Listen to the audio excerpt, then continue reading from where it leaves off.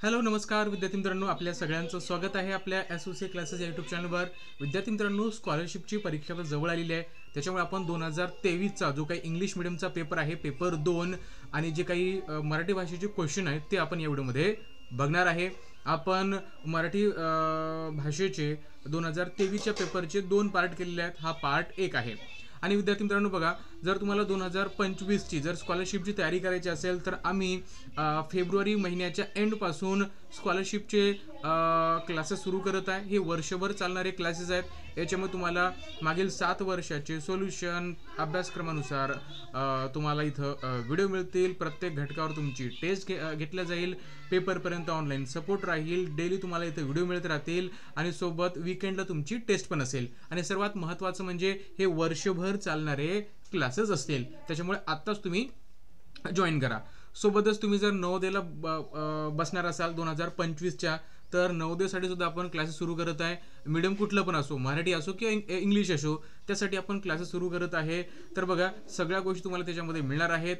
त्यासाठी आत्ताच तुम्ही प्ले स्टोअरवर जा आणि SVC क्लासेस हे ॲप डाउनलोड करा, किंवा काय अडचण आली तर आम्हाला या नंबरवर व्हॉट्सअप करा, जो की तुम्हाला इथं दिसतोय। चला 2023चा आपण पेपर बघूया। मराठीचे प्रश्न कसे विचारले जातात ते आपण इथं बघूया। बघा, पहिला प्रश्न आहे, पुढीलपैकी विरुद्ध अर्थाच्या शब्दाची चुकीची जोडी निवडायची आहे। ठीक आहे, म्हणजे विरुद्ध अर्थाच्या चुकीची, ठीक आहे, म्हणजे तो विरुद्ध अर्थ तुम्हाला शब्द दिले आहेत, त्या चुकीची जोडी ही तुम्हाला निवडायची आहे। जसं की सावकाश, सावकाशच्या विरुद्धार्थ काय होतं रे? जलद, म्हणजे हे बरोबर आहे। आठव, आठवच्या विरुद्धार्थ काय होतं रे? विसर, बरोबर ना? आठवणे आणि विसरणे, तर हे पण बरोबर आहे। त्यानंतर दीन, दीन म्हणजे काय रे? ठीक आहे, दीन म्हणजे गरीब, आणि धनिक म्हणजे ज्याच्याकडे खूप जास्त पैसा आहे, दीन धनिक, हे पण बरोबर आहे। ठीक आहे, हे पण विरुद्धार्थी बरोबर आहे। सुंदर आणि मोहक, सुंदर आणि मोहक, अरे सुंदर आणि मोहक हे तर समानार्थी शब्द होतात। सुंदरलाच आपण मोहक म्हणू शकतो ना, म्हणजे हे विरुद्धार्थी नाही तर समानार्थी आहे। म्हणजे इथं ऑप्शन क्रमांक 4 तुमचं इथं चुकीचं आहे, बरोबर आहे। चला समोर जाऊया।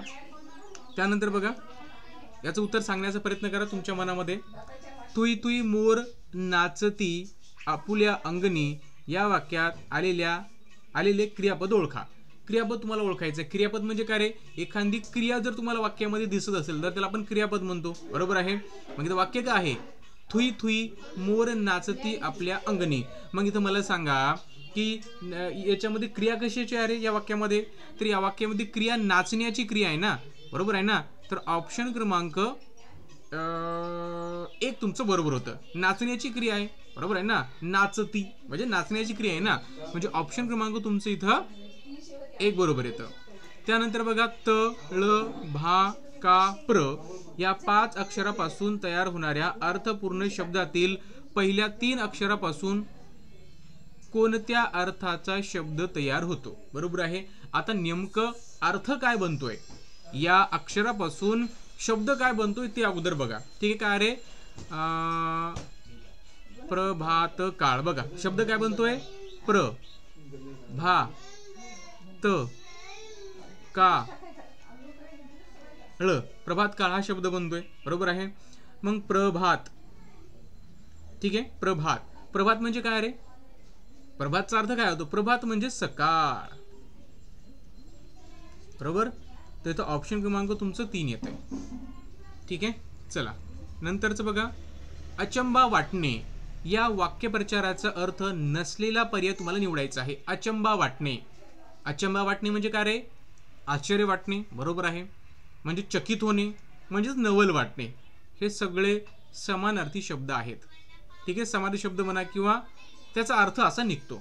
ठीक आहे, अंतर्मुख होणे तरी चुकीचं आहे, बरोबर आहे, हे चुकीचं आहे। आणि तुम्हाला अर्थ नसलेला पर्याय निवडायचा होता, म्हणजे इथं ऑप्शन क्रमांक 4 येतं, हा त्याचा अर्थ निघत नाही।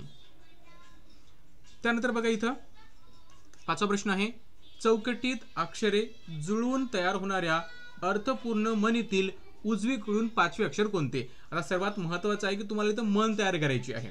या अक्षरापासून काय बनेल बघा, हे वाचा। इथं तुम्हाला सगळ्या मनी वाचलेल्या पाहिजेत तुम्हाला, ठीक आहे। तर तुमच्या लक्षात येईल की इथं काय मन बनते ते। ठीक आहे, बघा इथं बनते गोगल गाय आणि पोटात पाय, बघा गोगल गाय अन पोटात पाय. 1 2 3 4 5 6 7 8 9 10 11 12. बरोबर आहे. 12 अक्षर आहेत आणि 12 अक्षरापासून ही म्हण बनलेली आहे. गोगल गाय अन पोटात पाय. काय सांगितलं? उजवीकडून 5वे अक्षर. पहिलं, दुसरं, तिसरं, चौथं आणि 5वं. 5वं आहे पो. बरोबर आहे. म्हणजे ऑप्शन क्रमांक तुमचं 1 बरोबर येत आहे. चला समोरचा बघूया. पुढीलपैकी निश्चितपणे एकवचनी शब्द कोणता नाही? एकवचनी आहे तुम्हाला सांगायचं. बघा, सावली. आपण काय म्हणतो रे? सावल्या, सावली. बरोबर आहे. हे एकवचनी आहे. नोकरी, नोकऱ्या. तर हे पण एकवचनी आहे. पापणी, पापण्या. हे पण एकवचनी आहे. नानी, नाणे. बरोबर ना? नाणे, नाण्याचं अनेक वचन होतं नानी. बरोबर. म्हणजे इथं हे अनेक वचन आहे. बरोबर आहे ना? हेच तुमचं काय रे मग? एकवचनी शब्द नाही. आता बघा, प्रश्न वाचताना बरोबर वाचायचा. तुम्ही काय करता? पुढीलपैकी निश्चितपणे एकवचनी. एकवचनी म्हणली की तुम्ही वाचता सावली, लगेच टिक करता. नाही, काय म्हणलं आहे हे लक्षात घ्यायचा. पुढीलपैकी निश्चितपणे एकवचनी शब्द कोणता नाही म्हटलेला आहे. त्याच्यामुळे ह्या गोष्टी महत्त्वाच्या आहेत. पुढीलपैकी पुल्लिंगी नाम असलेला पर्याय निवडायचा. पुल्लिंगी नाम. पुल्लिंगी नाम म्हणजे काय रे? तुम्हाला मी सांगितलं, पुल्लिंगी असेल तर त्याच्यासमोर तो लावायचा. ठीक आहे. पुल्लिंगी असेल तर तो लावायचा. लक्षात. स्त्रीलिंगी असेल तर ती लावायचा आणि नपुंसकलिंगी असेल तर ते लावायचा. बरोबर. मग इथं बघा, आपण काय म्हणतो रे? ती औषधी म्हणतो ना. ती औषधी आण रे माझ्याकडे. ती लावतो म्हणजे काय झालं रे? हा स्त्रीलिंगी झाला. तो कोकिळ, ते झूल, ती टेकडी. बरोबर ना? तो कोकिळ म्हणतो आपण. बरोबर आहे. म्हणजे इथं ऑप्शन क्रमांक 2 जे आहे ना, हे तुमचं बरोबर आहे. हे तुमचं पुल्लिंगी आहे. चला समोर जाऊया.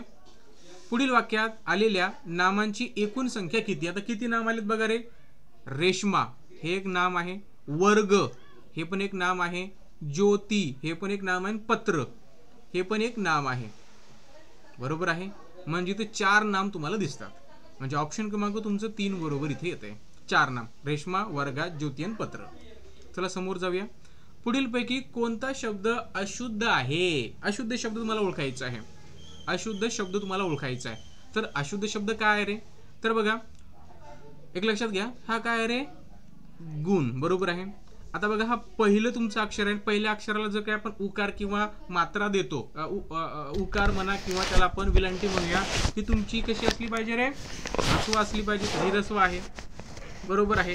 गुण, गुणू. तर हे बरोबर आहे. ठीक आहे. कावरी, बावरी, कावरी. तर बघा, रीची विलांटी दीर्घ आहे आणि शेवटी जे काही तुमचं अक्षर असतं त्याला विलांटी तुमची दीर्घच पाहिजे असते. तर हे पण बरोबर आहे. जुळजुळ. बघा, जुळ. बरोबर आहे. हा दोन्ही शब्द सारखे आहेत, त्याच्यामुळे फक्त जुळ घ्या. पहिला अक्षर आहे आणि त्याची विलांटी बघा कशावर तुमची? ह्रस्व आहे. हे पण बरोबर आहे. मग चुकीचं काय असायला पाहिजे तुमचं? चुकीचं असायला पाहिजे ऑप्शन क्रमांक 2. ठीक आहे. ऑप्शन क्रमांक 2. कारण हे आपण पाय पुसणी असं लिहितो. ठीक आहे. हे काहीतरी याच्यामध्ये असायला पाहिजे. चला समोर जाऊया. पुढील वाक्यात कोणते विरामचिन्ह घ्यायला पाहिजे? तर बघा, अरे मोरा, ही पिसं कोणाची आहेत हे तुला माहीत आहे का? म्हणजे काय झाली तर प्रश्न विचारलाय ना, म्हणजे इथं प्रश्नार्थक चिन्ह पाहिजे. म्हणजे इथं ऑप्शन क्रमांक तुमचं 4 येतंय. आता हे प्रश्न बघा, आगगाडी ही कविता कोणी लिहिली आहे? तर यासाठी तुम्हाला माहीत पाहिजे. ठीक आहे. म्हणजे तुम्ही काय करा माहिती आहे का? जे तुमचे 4थीचे 3रीचे जे काही मराठीची पुस्तकं आहेत आणि त्याच्यामध्ये जे काही कविता आहेत आणि त्यांचे लेखक आहेत ते एकदा बघून घ्या. काय करायचं? 3रीचे आणि 4थीचे जे काही मराठीचे पुस्तकं आहेत, बालभारती तुमचं, ठीक आहे, त्याचे लेखक कोण आहेत कवितेचे हे एकदा बघून घ्या. ठीक आहे. आगगाडी ही कविता शंकर विटणकर यांनी लिहिलेली आहे. तर ऑप्शन क्रमांक तुमचं इथं 2 येतं. पुढीलपैकी विसंगत जोडी कोणती? बघा, सायना नेहवाल बॅडमिंटन खेळते. बरोबर आहे. कविता राऊत धावपट्टी आहे. भाग्यश्री ठिपसे बुद्धिबळ. बरोबर आहे. मिताली राज कबड्डी. नाहीतर मिताली राज काय करते रे? क्रिकेट खेळते. बरोबर ना? म्हणजे हे तुमचं चुकीचं आहे. विसंगत म्हणजे काय रे? चुकीचं, सोपं. ठीक आहे. चला लक्षात घ्या. आणि बघा, पुढच्या व्हिडिओमध्ये आपण राहिलेले प्रश्न बघणार आहे. आणि सगळ्यांना एक विनंती आहे की ज्यांना कोणाला नवोदयसाठी किंवा स्कॉलरशिपसाठी ऑनलाईन कोर्स जॉईन करायचे आहेत त्यांनी प्लीज मला या नंबरवर व्हॉट्सअप करा, ठीक आहे, किंवा प्ले स्टोअरवर जाऊन SVC classes tech app download करा, ठीक आहे. चला थांबूया, भेटूया उद्या, तोपर्यंत गुड बाय.